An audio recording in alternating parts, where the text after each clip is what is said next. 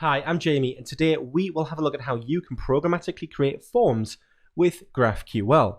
So let's dive in and have a think about forms and what they are and what they do before we come to having a look at a solution with GraphQL. Now forms. Not all forms are equal, and while they may look similar, it's guaranteed they all do something completely different and serve a different purpose.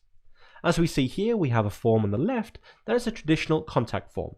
It has input fields for text, for phone numbers, for dates even, and then we also have select boxes, and we also have a text area as well. As you can see on the right hand side, we have an example here that is asking for what product you need support with, and then a input field for how can we help. And that text area, the text is then sent to a different team, and it could be the support team, and then they will get back to you and they can use that information to help you. And it's completely different to traditional contact form.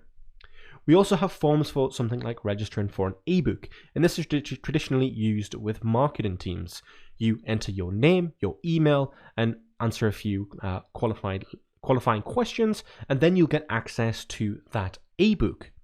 And that ebook could be delivered on the page, or it could be sent to you via email. That behavior, again, all changes based on how this is implemented.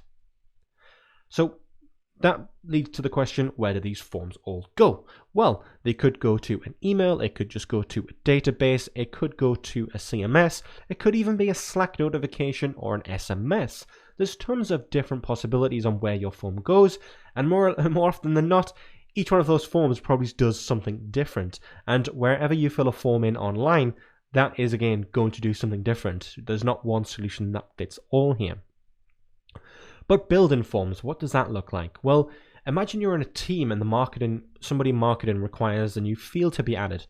Well, we have to go and edit the form, we've got to submit a pull request, and then obviously that pull request has got to go through a review, and then it eventually at some point will get merged. And these pull requests mount up, it takes developer resource away from the product, and it blocks the marketing team from getting to market quicker. So I'm sure there's a way we can improve this. Well, building forms there's been tools around for years that allows you to use CSS, HTML, and JavaScript to control forms and their behaviors. We've seen this with things like Netlify forms. We can simply add a tag to any form in the field, and then we can hand that over to Netlify, and they will then process that and send it to wherever you like. Now, the problem is you still need to know a little bit of CSS, HTML, and JavaScript. Now, you could believe that, with good usage instructions, you can get by on that and you can just allow your team to edit those HTML fields. However, in some teams, it's a bit scary. If you're not used to editing HTML or JavaScript, it can look a bit daunting to edit the HTML and submit pull requests. And frankly, it's just quite time consuming for a marketing team to get to market with new forms or new ebooks or whatever it be. We've seen solutions such as Google Forms and Typeform allow us to create these forms outside of the website and then link our users to it. And then we can integrate other services to follow up with ebooks or questionnaires or whatever it be. But the problem is with these forms, and while they allow us to customize it to some extent of adding colors and images and anything else that's on brand, this is completely detached from the experience of the website or the product that the user is used to. And they're going off and they're filling out this different form, and anybody who isn't familiar with these other services may feel like they're getting tricked or kind of, there's something fraudulent going on here because you're not using something that is, close to the brand they've been using. I've experienced this myself where I've went to a contact form, and the contact form is asking for some really personal information, such as maybe my account name or my subscription ID or a reference from my bank, just to help with them find my account. And surely there's a better way that we can do this, and I believe there is a better way with GraphQL. So let's dive in, have a look at a demo, and see how this can really enhance your teams with using a content management system. So here we have a simple page. This page has a title, a subtitle, then it has a form. That form itself has fields, in this case a name and email field, and when you hover over it, we can see that this field is required by the helpful please fill in this field text. And if we try to submit this form, we will get an error. Now note the text on the button here that says schedule demo.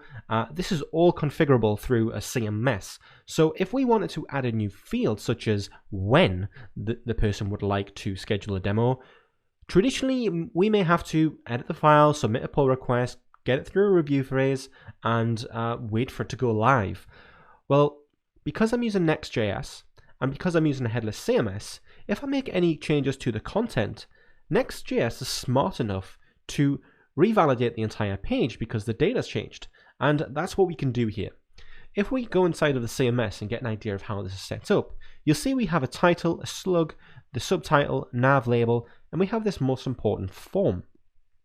Now if we head over to the form model and have a look how this is set up, our form has a title, it has a CTA, which in our case was the schedule demo on the submit button, and then it has an array of fields. Now this fields array, or this GraphQL union type, allows us to define which field we want in our form. And all of these different fields have their own associated models. So we can see the models on the left here for our form input. Well, this has a name, a type, a label, a placeholder, and a boolean to denote whether this is required. And more or less the same for text area as well, maybe with a few less fields, and the same for our select. Now the select has options, and we have a look at the option. It has a value and then the option itself. So you'll see we're programmatically creating our form fields and kind of scaffolding them out, adding all the types together, and we're kind of putting this into a GraphQL API. But now we kind of have to figure out how this works, and we'll dive into what the code looks like in just a bit, but let's go ahead and see how easy it is to add a new field. So you'll see it on the bottom here inside of our enumerations that we have the form input type. At the moment, our forms support email, text, and a telephone number. But what if we do want to support that date? Well, it's as simply as going inside of here, adding this to the list, and then updating that enumeration.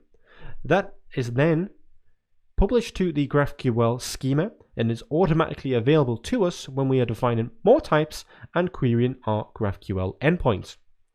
Now, if we go inside of this form input, you'll see that inside of here we have the type, and this type is in fact of that form input type, and that is what changes the inputs for us. So why don't we go ahead and add that date field to our schedule form? I'm going to switch over to the content editor here. I'm going to go to page. I'm going to shrink this side down, and I'm going to have a look for our home page. And we'll see here that it is the second entry. And if we edit this entry, you'll see that we have this form here.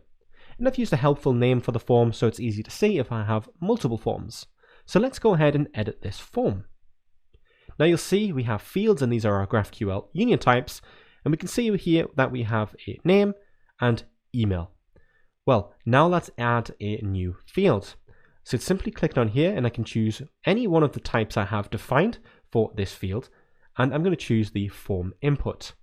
Then I'm going to add the field when, and inside of the drop down for the type, I can now choose the new date enum.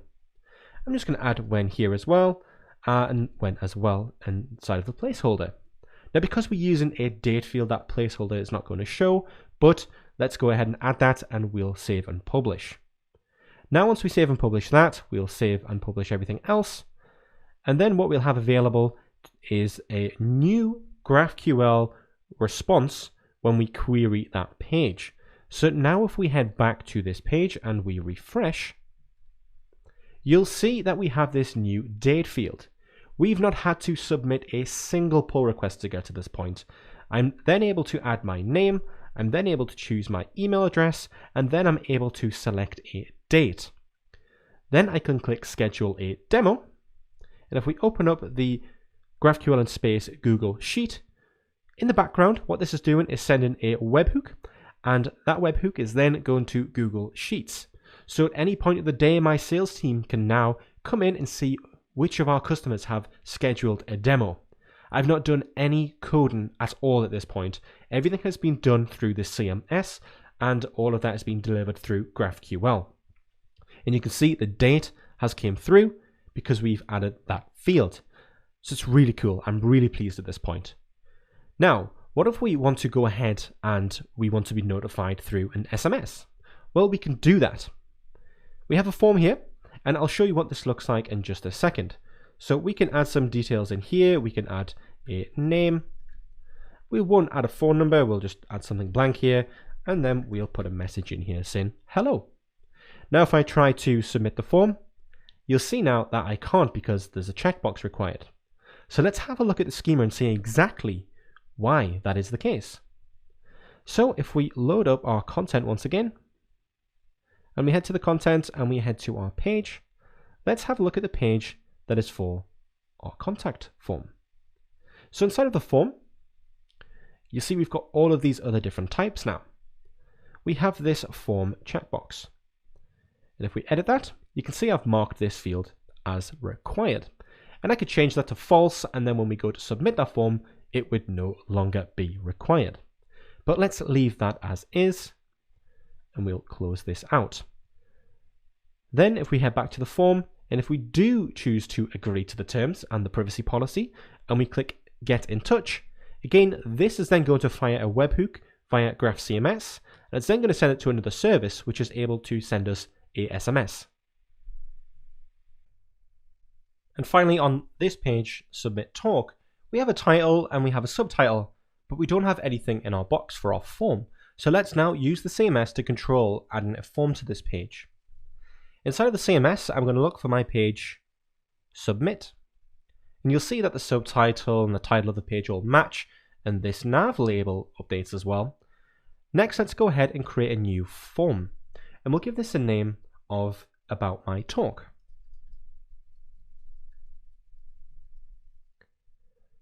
Then we can create a CTA. That CTA is what's going to be on the submit button. So let's just input register my interest. Then let's add the fields for our form. So let's go ahead and add a new form input, and we'll give this a name of name, and we'll say this is of type text. We'll also specify a label which will be visible to screen readers only, and we will display a placeholder of your name. We'll also make this required because it's nice to know what people's names are. We'll then go ahead and save and publish this. And then we will create a new input. And this input this time will be for our email. And we'll choose of type email. Again, we'll place a label for our screen readers and have it as email. And then we'll update the placeholder text to be your email. We'll also make this required because we'll need to get back in touch with anyone who wishes to speak at the conference. So let's go ahead and mark that as required. We'll then go ahead and save and publish that record. And finally, we'll add a text area. And we'll give this a name of message, and the label here will be message. And we'll leave a message here for the placeholder. Why do you want to talk at this conference? And we'll also make this required as well because we really want to know why people want to speak at the conference, and they can tell us a little bit about their talk proposal.